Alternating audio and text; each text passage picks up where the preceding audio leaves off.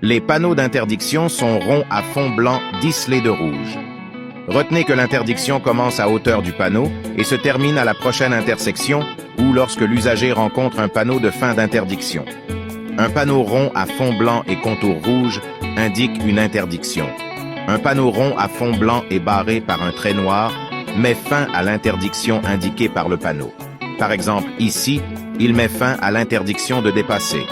Si le panneau ne précise pas à l'interdiction à laquelle il met fin, alors toutes les interdictions précédemment indiquées concernant un véhicule en mouvement sur la chaussée prennent fin.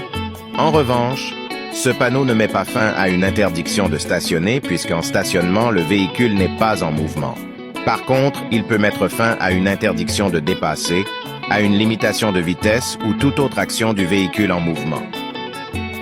Ensuite, une interdiction peut aussi concerner une zone, en ville une zone, est délimitée par des panneaux d'entrée et de sortie de zone, comme par exemple ce panneau qui limite la vitesse à 30 km dans la zone.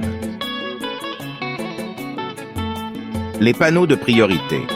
Ce panneau indique une priorité à droite. Je pense que celui-ci vous le connaissez, absolument connaître, qu'il vous indique que vous devez céder la priorité à droite à la prochaine intersection. Ensuite, on a le panneau d'intersection qui indique que vous avez la priorité, mais uniquement pour la prochaine intersection. À connaître aussi. Ensuite, le panneau à carrefour à sens giratoire, qui est facile à reconnaître. On voit bien les flèches qui tournent dans le sens du prise du carrefour à sens giratoire, c'est-à-dire qu'on prend toujours un carrefour par la droite et non pas par la gauche. C'est bête, mais je le dis quand même, on sait jamais. Le panneau de céder le passage à l'intersection, vous devez céder le passage à tout véhicule venant de la gauche ou la droite. Le panneau de signalisation avancée qui indique que vous allez céder le passage dans 150 mètres.